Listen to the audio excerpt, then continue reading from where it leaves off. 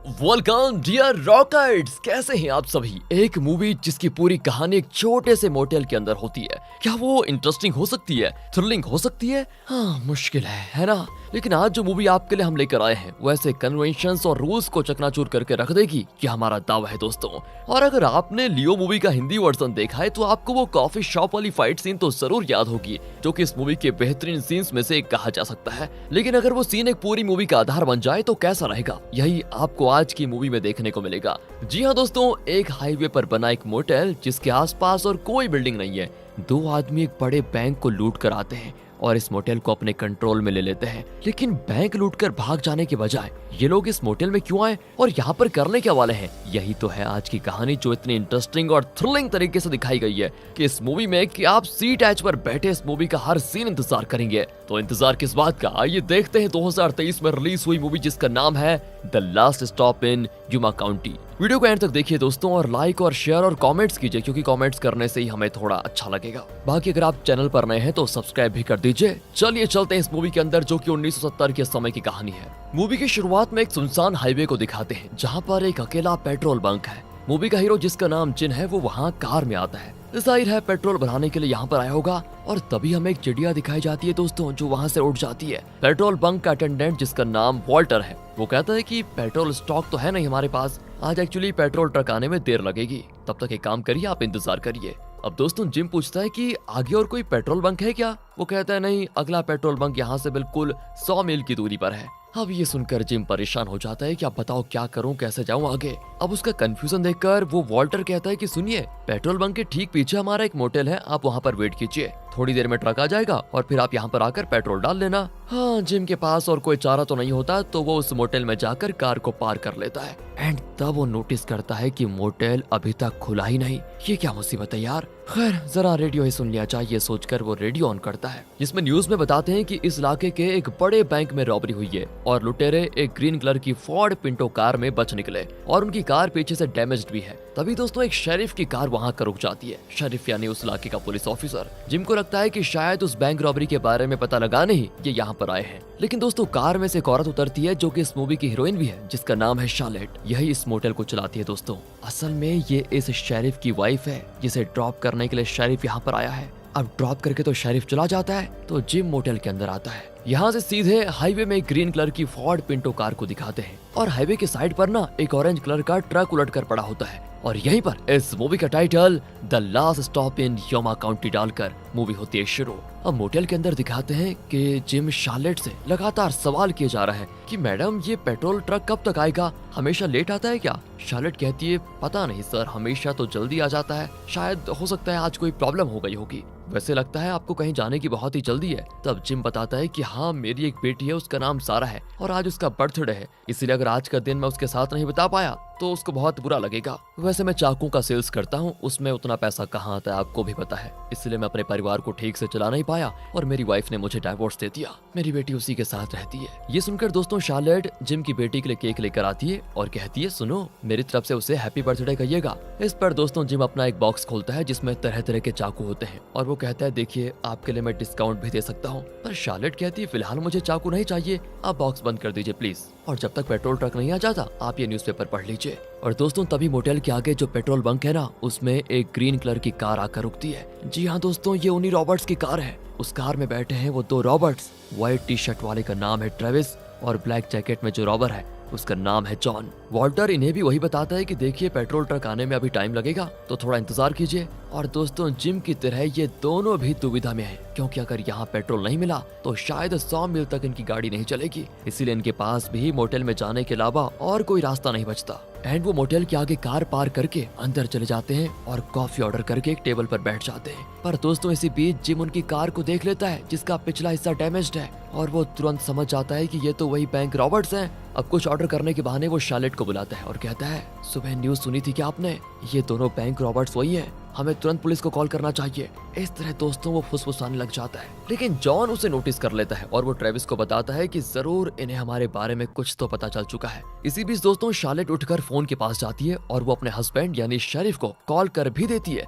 लेकिन इससे पहले कि वो शेरिफ को कुछ बता पाए, जॉन शार्लेट के सर पे गन रखकर कहता है कि समझ जाओ। एंड वो भी समझ जाती है कि अगर उसने एक भी शब्द कहा तो वो शूट कर देगा। शार्लेट बिना कुछ कहे फोन रख देती है। अब वो जिम और शार्लेट को गन पॉइंट पर पकड़ लेते हैं। वो कहते हैं कि सुनो, यहाँ से बचने के लिए हमें कोई दूसरी कार चाहिए, लेकिन शार्लेट के पास तो कार है नहीं और जिम की कार में भी फिलहाल पेट्रोल नहीं है। अब वो पूछते हैं कि उस पेट्रोल बंक में जो अटेंडेंट था उसके पास कार है क्या? शार्लेट कहती है नहीं। मतलब दोस्तों अब जब तक पेट्रोल ट्रक नहीं आ जाता इनके बचने का कोई चांस ही नहीं है। अब जिम और शार्लेट को पता चल चुका है कि ये दोनों ही वो बैंक रॉबर्ट्स हैं, पर वॉल्टर को ये बात पता नहीं होती और जॉन इन दोनों को धमकाता है कि जब तक पेट्रोल ट्रक आ नहीं जाता तब तक तुम दोनों को एकदम नॉर्मल रहना है और अपना काम करते रहना है चुपचाप। अगर तुमने ऐसा किया तो हम चुपचाप पेट्रोल भरवाकर यहाँ से निकल जाएंगे, लेकिन अगर तुमने कोई होशियारी दिखाने की सोची तो तुम दोनों की जान चली जाएगी, ध्यान रहे इस बात का। ये कहकर वो टेलीफोन का वायर भी काट देता है। शार्लेट डर कर अपनी जगह पर जाकर खड़ी हो जाती है, उसे बहुत डर लगता है। ये दोनों रॉबर्ट्स चुपचाप अपने टेबल पर बैठ जाते हैं। कुछ देर में दोस्तों वहाँ पर एक बुजुर्ग कपल आता है। जिम को बड़ी फिक्र होती है कि इन बुजुर्गों को अभी आना था क्या। शार्लेट किसी तरह इस कपल को बचाने के इरादे से कहती है, देखिए यहाँ पर एसी काम नहीं कर रहा है, आप जरा बाहर वेट करेंगे क्या? पर वो कहते हैं कि बाहर की गर्मी से तो यही बेहतर है अंदर, तुम फिक्र मत करो, हम मैनेज कर लेंगे। ये कहकर दोस्तों वो अंदर ही बैठ जाते हैं। अब यहाँ से बाहर दिखाते हैं कि हाईवे पर एक और पुलिस ऑफिसर की कार आ रही है, इसका नाम ग्रेविन है। तब शेरिफ उसे कॉल करके कहता है कि सुनो, मेरी वाइफ ने मुझे कॉल किया था लेकिन कुछ कहने से पहले कॉल कट हो गया। एक काम करो, वहाँ पर जाकर देखो कि सब कुछ ठीक है या फिर नहीं, और हाँ, आते वक्त हम तीनों के लिए कॉफी लेकर जरूर आना। Yes sir. ये कहकर दोस्तों वो कॉल कट कर देता है। यहाँ मोटेल में जॉन ट्रेविस से कहता है कि मुझे इस औरत पर विश्वास नहीं हो रहा, तुम जाकर उस वॉल्टर से पता लगाओ क्या उसके पास वाकई में कार है या नहीं। ट्रेविस में जाकर वॉल्टर से पूछ लेता है तो वो कहता है, मुझे कार की क्या जरूरत है बताओ, मैं तो यहीं पर रहता हूँ, मेरी जरूरत की हर चीज यहाँ पर मिल जाती है। ट्रेविस कहता है कि ठीक है, क्या मैं तुम्हारा बाथरूम यूज कर लूँ? वो भी कहता है कि हाँ कर लो, इसमें क्या दिक्कत है, लेकिन ठीक से फ्लश कर देना। ट्रेविस वॉल्टर के बाथरूम में जाता है दोस्तों। इसी बीच ग्रेविन भी मोटेल के अंदर आ जाता है। उसको देखकर जॉन तुरंत गन निकालने वाला होता है, लेकिन जब उसे पता चलता है कि वो तो सिर्फ कॉफी खरीदने आया है तो वो गन को अंदर रख लेता है। ग्रेविन शार्लेट से पूछता है कि तुम्हारे पति शेरिफ ने कहा था कि तुम्हारा कॉल कट हो गया, तुम कुछ बता रही थी, बहुत जरूरी बात थी क्या कोई? अब शार्लेट तो उसे कुछ बता नहीं पाती, तो वो कहती है कि पेट्रोल ट्रक अभी तक नहीं आया तो यहाँ आज शायद कस्टमर ज्यादा आएंगे, इसलिए मैं बताना चाहती थी कि आज मुझे आने में थोड़ी देर हो जाएगी। ग्रेविन कहता है ठीक है, कोई बात नहीं, एक काम करिए, मेरे लिए 3 कॉफी पार्सल कर दीजिए। अब शार्लेट उसके लिए कॉफी बनाने लग जाती है और वो किसी तरह अपने पति को मैसेज देना चाहती है और एक कॉफी में दोस्तों जरूरत से ज्यादा चीनी डालती है और उसके ढक्कन पर हेल्प में लिखकर वो ग्रेविन को दे देती है। पर जॉन ये नोटिस कर लेता है और शार्लेट से पूछता है कि तुमने वो उस कप में क्या लिखा अभी बताओ। एंड वक्त पर शार्लेट को कुछ सोचता है और वो झट से कह देती है, एक्चुअली मेरे हस्बैंड को चीनी बिल्कुल पसंद नहीं है ना, इसलिए एक कप में मैंने लिखा था ये शुगरलेस है। दोस्तों अगर आप जॉन होते तो क्या शार्लेट का ये जवाब आपको कन्विंसिंग लगता या आपको उस पर शक होता? कमेंट्स में बताइए, क्योंकि आप भी तो इतनी मूवी देख चुके हैं, ताकि हमें भी तो पता चले कितने लोग स्मार्ट हैं मूवी देखने में। वैसे यहाँ पर तो लगता है कि जॉन कन्विंस हो गया है और वो जाकर अपने टेबल पर तुरंत बैठ जाता है। इतने में ट्रेविस वाटर का बाथरूम यूज करके वापस मोटेल की तरफ आता ही है और जैसे ही वो अंदर ग्रेविन को देखता है तो तुरंत अपनी गन निकाल लेता है। जिम उसे इशारा करता है कि अबे बेकार में खून खराबा मत करो, पुलिस ऑफिसर सिर्फ कॉफी लेने के लिए आया है। एंड वो भी इशारा समझकर गन अंदर रख लेता है और मोटेल के अंदर जाने वाला होता है कि ग्रेविन बाहर आ जाता है और उससे टकरा जाता है। इस वजह से उस पर कॉफी गिर जाती है। एंड दोस्तों शार्लेट ने उसी में मैसेज लिखा था, लेकिन वो भी वेस्ट हो गया। ग्रेविन फिर अंदर जाकर शार्लेट को कॉफी बनाने को कहता है, पर शार्लेट हार नहीं मानती दोस्तों, और इस बार भी वो एक कप में मैसेज लिखने के लिए मार्कर ढूंढती है, लेकिन मार्कर पता नहीं कहाँ गायब हो गया इन टाइम पर। असल में दोस्तों जॉन ने मार्कर चुरा लिया था, क्योंकि इस बार वो कोई चांस ही नहीं लेना चाहता। फिर कॉफी लेकर ग्रेविन भी चला जाता है। इसी बीच वॉल्टर अचानक दरवाजा खोलकर अंदर आता है और कहता है, मैंने अभी हेड ऑफिस को कॉल किया है, मुझे पता चला कि पेट्रोल बंक के आने में कम से कम 1 घंटा तो लगेगा, और अगर 1 घंटे के अंदर वो ट्रक नहीं आया तो वो दूसरा पेट्रोल ट्रक भेजेंगे। वैसे दोस्तों वहाँ पर बैठे लोग परेशान हो जाते हैं कि सिर्फ पेट्रोल के लिए 1 घंटा यहीं पर रुकना पड़ रहा है, बताओ। तो अब वॉल्टर शार्लेट से कॉफी मांगता और कहता है, वैसे तुम्हारा फोन काम नहीं कर रहा, क्या बात है? मैं कब से पेट्रोल बंक से कॉल कर रहा हूँ। शार्लेट की समझ में नहीं आता दोस्तों वो क्या करे, क्योंकि जॉन उसकी हर बात को सुन रहा होता है और बड़े गौर से उसको देख भी रहा होता है। इसलिए वो कहती है, हाँ लगता है कल रात को चूहे ने टेलीफोन का वायर काट दिया, सुबह से फोन काम नहीं कर रहा है मेरा। वॉल्टर कहता है कि कोई बात नहीं, तुम्हें अगर कोई इमरजेंसी कॉल करना हो तो मेरे केविन का फोन यूज कर लो। शार्लेट कहती है ठीक है फिर। दूसरी ओर दोस्तों केविन शेरिफ के ऑफिस में जाकर उसे कॉफी देता है और बताता है कि आपकी वाइफ आपसे ये कहना चाहती थी कि वहाँ पेट्रोल बंक अभी तक नहीं आया, इसलिए कस्टमर से ज्यादा होंगे और वो जरा बिजी होंगी। दोस्तों यही सुनकर शेरिफ को जरा शक हो जाता है, क्योंकि नॉर्मली अगर वो बिजी होती है तो इस तरह कॉल करके नहीं बताती कभी भी। फिर भी दोस्तों आज इस बात पर वो ज्यादा ध्यान नहीं देता। इसी बीच हाईवे पर एक और कार को दिखाते हैं जिसमें एक यंग कपल है। आदमी का नाम है निक और औरत का बारबारा। इनकी बातों से लगता है कि ये लोग लुटेरे इन द मेकिंग हैं दोस्तों, मतलब चोर बनने की कोशिश कर रहे हैं। इनके पास पैसे नाम की कोई चीज नहीं है और अगले वक्त का खाना कैसे आएगा ये इनको खुद पता नहीं। अचानक निक कार को पेट्रोल बंक की तरफ घुमाता है तो बारबारा पूछती है हाथ में एक भी पैसा नहीं है, फिर पेट्रोल कैसे भरवाओगे? और दोस्तों तब वो उस ग्रीन कार की ओर इशारा करता है। यहाँ पता चलता है कि इन दोनों ने भी रेडियो पर बैंक रॉबरी के बारे में सुना था और वो जान गए थे कि ये रॉबर्ट्स की ग्रीन कार है जिसके पीछे का पार्ट डैमेज्ड है। तो दोस्तों वो एक रॉड से चुपचाप उस ग्रीन कार की डिक्की को खोलने की कोशिश करते हैं, पर इतने में वॉल्टर मोटेल के बाहर निकलता है तो वो दोनों तुरंत उस रॉड को गाड़ी के नीचे छुपा देते हैं। अब जो वॉल्टर था वो इन्हें भी कस्टमर समझकर वही रट लगाता है कि देखो पेट्रोल ट्रक आने में बहुत देर लगेगी, कम से कम 1 घंटा लग जाएगा, आपको वेट करना पड़ेगा, इसीलिए आप एक काम कीजिए, वहाँ मोटेल है हमारा, वहाँ पर वेट कीजिए। वो भी दोस्तों जाकर बैठ जाते हैं। पर दोस्तों ये जो निक है ना, ये जॉन और ट्रेविस को देखकर बारबारा से कहता है कि मुझे तो लगता है कि वो दोनों रॉबर्ट्स यही हैं। बारबारा कहती है क्यों, तुम्हें ऐसा क्यों लगता है? वो बुजुर्ग कपल भी तो रॉबर्ट्स हो सकते हैं, आजकल तो बूढ़े लोग भी यही सब करते हैं। पर दोस्तों फिर वो जिम को देखकर कहती है वो देखो देखो वो एकदम चोर लग रहा है। असल में दोस्तों इन दोनों का प्लान यह है कि उन रॉबर्ट्स का पता लगाकर ये लोग उनके पैसे लूटना चाहते हैं। और तब वहाँ पर एक और कैरेक्टर आता है जो दिखने में काउबॉय लगता है। वो शार्लेट से पूछता है कि अरे मैडम आज तो आपके मोटेल में बड़ी भीड़ है। वो भी कहती है हाँ आज पेट्रोल ट्रक आने में जरा लेट हो गया, सभी यहीं पर वेट कर रहे हैं, वैसे आप क्या खाना चाहेंगे? पर दोस्तों इसकी बातों से जॉन गैस कर लेता है कि ये यहाँ का रेगुलर कस्टमर है एंड वो आकर काउबॉय के पास बैठ जाता है और पूछता है क्या आप भी पेट्रोल भरने आए हैं? वो कहते नहीं तो मैं तो रोज यही खाना खाने आता हूँ, यहाँ का खाना बड़ा टेस्टी जो है। इस पर जॉन कहता है कि मतलब आपकी कार में बहुत पेट्रोल होगा? वो भी कहता है कि हाँ मैंने टैंक फुल करवाया था, अभी भी मेरा पेट्रोल लगभग फुल ही है। बस दोस्तों ये जानकर जॉन फैसला करता है कि मिल गया बकरा, आज तो इसी की कार में बचकर निकलेंगे यहाँ से। एंड उसके बाद मोटेल में एक सॉन्ग बजता है और उस सॉन्ग के साथ साथ इस मोटेल में बैठे हर कैरेक्टर को स्लो मोशन में दिखाने लग जाते हैं। इसमें सबसे इम्पोर्टेंट है शार्लेट जो कि इस इलाके की शेरिफ की वाइफ है। वो इन क्रिमिनल्स को बचने कैसे देगी भला? तब वो एक प्लान बना लेती है और एक चाकू निकाल कर रख लेती है और पहले तो काउबॉय को खाना भी देती है। उसके बाद वो खाना लेकर जॉन के टेबल की ओर चलने लगती है। जॉन समझ जाता है कि शार्लेट ने जरूर कोई प्लान बना लिया है, इसीलिए वो अचानक शार्लेट को गन पॉइंट पर लॉक कर देता है। दूसरी ओर ट्रेविस काउबॉय को गन पॉइंट पर पकड़ लेता है। वो काउबॉय को धमकाता है कि देखो देखो हम तुमसे कोई दुश्मनी नहीं चाहते, हमें बस तुम्हारी गाड़ी चाहिए, तुम अगर वो हमें दे दोगे तो हम किसी को कुछ नहीं करेंगे। पर काउबॉय तो काउबॉय है, वो डरेगा थोड़ी। वो झट से अपनी गन निकालकर इन पर एम कर देता है। ये देखकर अगले ही सेकंड वहाँ पर बैठा हर कोई गन निकालकर दोस्तों इन पर तान देता है। लगता है इस इलाके में गन नहीं कंघी है जो हर कोई पॉकेट में लेकर घूम रहा है। यहाँ काउबॉय ने जॉन पर गन तान के रखा हुआ है और उस बुजुर्ग आदमी ने भी जॉन पर ही गन ताना है।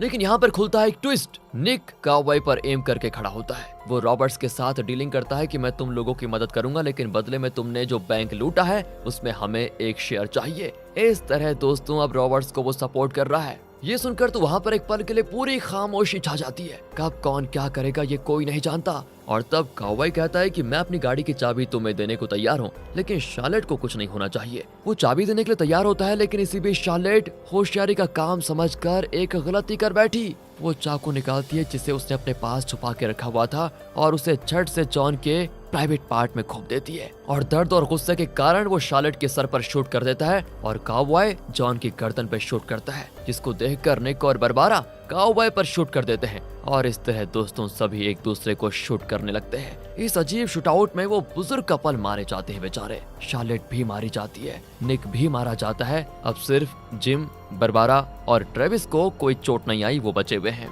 जॉन जिंदा तो है पर उसकी गर्दन में बुलेट उतर चुकी है और वो एक कोने में बिल्कुल बैठा हुआ है। तभी ट्रेविस जिम पर गन तान देता है, लेकिन इतने में उसके शरीर को एक बुलेट चीर देता है। हाँ ये किसने शूट किया भाई जरा देखें। और जब दोस्तों हम ये सोच ही रहे होते हैं तभी वहाँ पर होती है वॉल्टर की मास एंट्री। उसके हाथ में एक शॉटगन होता है जिससे वो ट्रेविस को लगातार शूट करके उसकी भुन्नी बना देता है दोस्तों। पर वो साइड में बैठे जॉन को नहीं देखता जो गर्दन में बुलेट लिए गुस्से में बैठा है एंड वो झट से वॉल्टर को शूट कर देता है। मोटेल अब एकदम दोस्तों कब्रिस्तान लगने लगा है। बारबारा इस मौके का फायदा उठाना चाहती है और नीचे पड़ी गन उठाकर जिम को खत्म करने के लिए आगे बढ़ती है, लेकिन आखिरी वक्त में वो उसे शूट नहीं कर पाती। लगता है ट्रिगर अटक चुका है एंड बहुत कोशिश के बाद भी उसकी गन शूट नहीं करती। जिम कहाँ चुप रहने वाला था, क्योंकि हीरो है अपना, क्योंकि वो एक तरफ से चाकू वाला भी तो ठहरा। तो वो अपना एक चाकू बारबारा पर खोप देता है और गन जिम के हाथ में आ जाती है। इस तरह बारबारा मारी जाती है। जिम के अलावा सिर्फ जॉन जिंदा बचा है और जिम उस पर अब चाकू खोपता है तो वो भी मर जाता है। और अब जिम हाथ में गन लिए मोटेल के अंदर देखने लगता है तो वो बहुत ही डिस्टर्ब होता है, क्योंकि उसके चारों ओर लाशें पड़ी है, लाशें। बट उसको तसल्ली होती है कि कम से कम मैं तो बच गया। एंड वो अपना सिगरेट लाइट करता है और पुलिस को इन्फॉर्म करने के लिए वॉल्टर के कैबिन में जाता है, जहाँ पर टेलीफोन है। वो पुलिस का नंबर डायल भी कर देता है और एक रिंग भी चली जाती है। लेकिन आखिरी वक्त में जिम का इरादा बदल जाता है। उसे पता चल चुका था कि जॉन और ट्रेविस ने मिलकर उस बैंक से $7 लाख लूटे हैं। ऐसा लगता है दोस्तों जिम को भी पैसों का लालच जकड़ चुका है। वो सोचता है कि पुलिस को बताऊंगा तो मुझे ही अंदर कर देंगे वो, तो क्यों ना मैं उन रॉबर्ट्स का पैसा निकाल लूं और यहाँ से बच निकलूं। वैसे भी मुझे पैसों की बहुत जरूरत है और अगर मुझे $7 लाख मिल गए तो मैं फिर से अपनी वाइफ और बेटी के साथ रह पाऊंगा। आई विटनेस तो वैसे भी यहाँ पर कोई है नहीं। और दोस्तों इस प्लान को एग्जीक्यूट करने के लिए वो चाहता तो काउबॉय की गाड़ी में यहाँ से निकल सकता था, लेकिन काउबॉय की गाड़ी भी अपने आप में एक सबूत बन जाएगा जिसके जरिए पुलिस जिम तक पहुंच पाएगी। इसलिए वो काउबॉय की गाड़ी से पेट्रोल निकालकर अपनी कार में भर लेता है और अपने वहां आने का हर छोटा छोटा एविडेंस मिटाकर वहां से निकल जाने का बढ़िया प्लान बनाता है। दूसरी ओर अपना शरीफ ग्रेविन से कहता है कि यार मेरी वाइफ को कॉल लगाओ, पर वो कहता है कि सर कॉल नहीं लग रहा, लगता है वहाँ का फोन डेड है। शरीफ कहता है तो वॉल्टर को कॉल लगाओ, पर सर उसका फोन तो बहुत देर से बज रहा है लेकिन कोई उठा नहीं रहा। ये सुनकर शरीफ को शक होने लगता है कि कुछ तो गड़बड़ी हो गई है, इसीलिए वो खुद चेक करने के लिए मोटेल की ओर निकलता है। दूसरी ओर दोस्तों जिम पैसे लेकर बचने का पूरा बंदोबस्त कर लेता है और जॉन की कार की चाबी ले जाकर वापस उसी के पॉकेट में रख देता है। फिर वो न्यूज़पेपर और शार्लेट का दिया हुआ केक जो उसने सारा के लिए दिया था वो सब उठाकर कचड़े के डब्बे में डाल देता है ताकि उसके खिलाफ कोई भी सबूत न रहे। ये सब करके वो निकलने वाला होता है कि वहाँ पर एक और कपल आ जाता है। अब ये देखकर जिम की हालत खराब हो जाती है, वो चुप बैठता है। वो कपल भी गाड़ी में पेट्रोल भरने के लिए आए थे लेकिन वहाँ किसी को न पाकर वो मोटेल के अंदर आ जाते हैं। बताओ यार वहाँ तो लाशें बिखरी पड़ी हैं, जिसको देखकर वो घबराकर सीधे पुलिस को कॉल करने जाते हैं। लेकिन तब जिम हाथ में गन लिए उनके सामने आकर कहता है पुलिस को मत बुलाओ, और वो समझते हैं कि ये सारे कत्ल जिम ने किए हैं। लेकिन जिम कहता है कि चिल्लाओ मत, मैंने ये कत्ल नहीं किए। वो दोनों घबरा जाते हैं कि ये जरूर हमें भी शूट करने वाला है। दोस्तों वो आदमी आखिरी बार अपनी वाइफ से कहता है कि सारा आई लव यू। दोस्तों सारा नाम सुनकर जिम गन नीचे कर देता है क्योंकि उसे अपनी बेटी की याद आ जाती है जिसका नाम भी सारा है। वो कहता है कि मैं तुम्हें शूट नहीं करूंगा लेकिन प्लीज यहाँ जो कुछ हुआ उसके बारे में किसी को मत बताना, और मेरा हुलिया तुम लोग तो भूल ही जाना, मैं बता रहा हूँ। मैं चुपचाप यहाँ से निकल जाऊंगा और मैं तुम्हें $10,000 भी दूंगा, तुम लोग प्लीज अपना मुंह बंद रखना। इतनी बड़ी रकम सुनकर वो भी मान जाते हैं दोस्तों। अब जिम उन्हें पैसे देने के लिए डिक्की खोलता है तो वो सारे पैसे देख लेते हैं और पूछते हैं ओहो तो क्या तुम ही वो रॉबर हो जिसने सुबह बैंक से $7 लाख लूटे थे। अब जिम टेंशन में कह देता है कि हाँ मैंने लूटे और ये सारे कत्ल भी मैंने किए, अगर तुमने अपना मुंह खोला तो मैं तुम्हें शूट कर दूंगा भी। कहकर वो उन्हें डराने के लिए ऊपर शूट करता है लेकिन लगता है गन खराब हो गई है दोस्तों, वो शूट ही नहीं करती। और अब उस आदमी में हिम्मत आ जाती है, वो जिम पर झपट पड़ता है। लेकिन इस मुठभेड़ में अचानक ट्रिगर दब जाता है और इस बार गन से बुलेट निकलकर सीधे उस औरत को लग जाता है। मतलब ये जिम का दूसरा कत्ल है। अब वो आदमी जिम को इतना पीटता है और कहता है तुमने मेरी वाइफ को मार डाला। इनकी लड़ाई में दोस्तों जिम अंधाधुंध हर तरफ शूट करने लग जाता है तो एक बुलेट जिम की कार के पेट्रोल टैंक को लग जाती है और वो लीक होने लगता है। पर इस बात से बेखबर जिम कार के नीचे पड़े रॉड को उठाकर उस आदमी को पीट पीट कर उसकी जान ले लेता है। लेकिन जब ये तीसरा कत्ल भी करके उठता है ना दोस्तों तो उस कपल के कार के अंदर से एक बच्चे की रोने की आवाज आती है। जिम चौंक जाता है और तब पता चलता है कि उस कपल की गाड़ी में एक नन्हा सा बच्चा है जो उसी कपल का बच्चा है। जिम दोस्तों अपने आप से बहुत परेशान हो जाता है और चौंक भी जाता है। और यहाँ हमें भी लगता है कि पैसों के लालच में जिम ने कुछ ज्यादा ही कर दिया, मतलब उसने मासूमों की हत्या कर डाली पैसों के लिए। और जब हम ये एक्सपेक्ट कर ही रहे होते हैं कि जिम को अपनी गलती का एहसास हो जाएगा और वो इस बच्चे को बचा कर ले जाएगा, तो जिम हमारी सारी एक्सपेक्टेशंस पर मिट्टी मिलाकर उस बच्चे को वहीं कार में छोड़कर पूरे पैसे लेकर अपनी गाड़ी में चला जाता है। और तभी वहाँ पर शरीफ की गाड़ी आती है जिसमें शरीफ और ग्रेविन आते हैं। वहाँ 2 लाशों को देखकर वो घबरा जाते हैं और अंदर खून से लथपथ इतनी लाशें देखकर उनकी हालत खराब। खासकर अपनी वाइफ की लाश को देखकर शरीफ फूट फूट कर रोता है। फिर वो एकदम नॉर्मल पुलिस वाले की तरह गैस करने की कोशिश करता है कि यहाँ पर क्या क्या हुआ होगा। वो बरबारा की गर्दन पर खोपा हुआ चाकू देखता है। फिर बाहर आकर रॉबर्ट्स की ग्रीन कार को देखता है जिसके पीछे का हिस्सा डैमेज है। वो गैस करता है कि जरूर रॉबर्ट्स ने ही ये सब कुछ किया है। वो कार की डिक्की खोलता है लेकिन उसमें पैसे नहीं होते। वो वहीं बैठकर सोचने लगता है कि यहाँ पर क्या क्या हुआ होगा।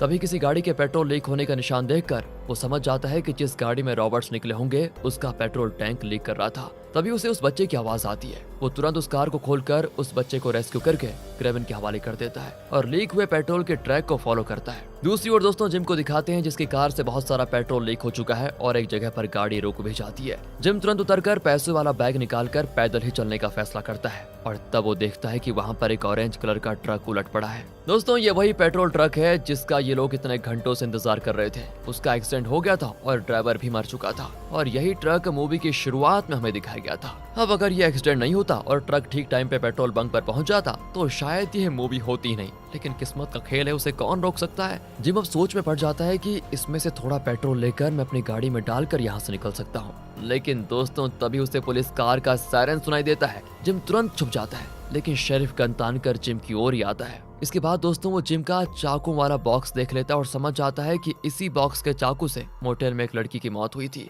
तो ये बॉक्स और कार जिसकी भी है वही कातिल है। तभी उसकी नजर उस पेट्रोल ट्रक पर पड़ती है। उसके ऊपर जिम खड़ा होता है। शरीफ उस पर अंधाधुंध शूट करने लगता है तो वो कहता है, प्लीज शरीफ मेरी बात सुनो, वहाँ जो कुछ हुआ उसका मैं जिम्मेदार नहीं हूँ। सारे कत्ल रॉबर्ट्स ने किए थे, मैं तो सिर्फ उनके पैसे लेकर भाग रहा था, प्लीज मुझ पर विश्वास करो। पर शरीफ कहता है कि तुम्हारा चाकू मोटेल में एक लड़की की गर्दन पर खुपा हुआ था और तुम ही ने मेरी वाइफ को भी मार डाला होगा, मैं तुम्हें जिंदा नहीं छोड़ूंगा। शरीफ बहुत ही गुस्से में होता है लेकिन इसी बीच जिम ठान लेता है कि अगर यहाँ से जिंदा बचना है तो शरीफ का भी कत्ल करना पड़ेगा। वो देखता है कि पेट्रोल ट्रक के गिरने की वजह से हर तरफ पेट्रोल फैला हुआ है। इसका फायदा उठाकर जिम एक लाइटर जलाकर वहाँ डाल देता है और तेजी से ट्रक से दूर भागने लगता है। पर शरीफ उसे लगातार शूट करते हुए पेट्रोल ट्रक की ओर ही बढ़ रहा होता है। हालांकि जिम किसी तरह उसकी बुलेट से बचकर तो भाग जाता है। इतने में आग उस पेट्रोल ट्रक पर पहुंच जाती है और उसका पूरा पेट्रोल जलने लगता है और आखिर में होता है बहुत बड़ा ब्लास्ट जिसमें शरीफ मारा जाता है। इतने कांड करने के बाद क्या जिम फाइनली पैसे लेकर बच निकला? इस सवाल के जवाब में दोस्तों आता है एक ट्विस्ट। असल में शरीफ ने जो लगातार शूट किया था उसमें एक बुलेट जिम के पेट में लग गई थी जिससे जिम अभी नोटिस करता है। बहुत सारा खून बह जाता है लेकिन फिर भी जिम एक हाथ को पेट पर रखकर दूसरे हाथ में पैसों का बैग लिए वहाँ से चलने लगता है। लेकिन अब तक बैग भी फट चुका था और करेंसी नोट्स धीरे धीरे हवा में उड़ने लग जाते हैं। पर दोस्तों जिम 10 कदम भी नहीं चल पाता और एकदम से गिर जाता है। यहीं पर उसकी हो जाती है मौत। लेकिन ये सब कुछ देख रही होती है एक चिड़िया जिसे मूवी की शुरुआत में उस पेट्रोल पंप में भी दिखाया गया था। उस चिड़िया पर कैमरा फोकस कर ही रहा होता है कि अचानक आसमान से एक चील आकर उस चिड़िया को मार कर उठा ले जाता है। और यहाँ बताया गया है दोस्तों कि यह प्रकृति का नियम है, कोई यहाँ शिकार है तो कोई शिकारी। और इसी के साथ ये मूवी यहाँ पर खत्म होती है। वैसे इंसान चाहे अपने फायदे के लिए कितनों का ही शिकार क्यों ना कर ले, लेकिन वो खुद एक दिन शिकार जरूर बन जाता है। दोस्तों अगर इन फिलोसॉफिकल बातों को साइड में रख दें तब भी ये मूवी सराहनीय है क्योंकि इस कहानी का ज्यादातर हिस्सा एक छोटे से मोटेल में सीमित है दोस्तों। लेकिन देखा आपने कहानी कहीं पर भी ढीली नहीं पड़ी, हर एक पल में थ्रिल जरूर आया होगा आपको। बाकी आपसे रिक्वेस्ट है कि हमारे इंस्टाग्राम मिस्टर रॉकर 64 को भी फॉलो करें। मिलते हैं आपसे अगली वीडियो में, ध्यान रखिएगा अपना and finally thanks for watching.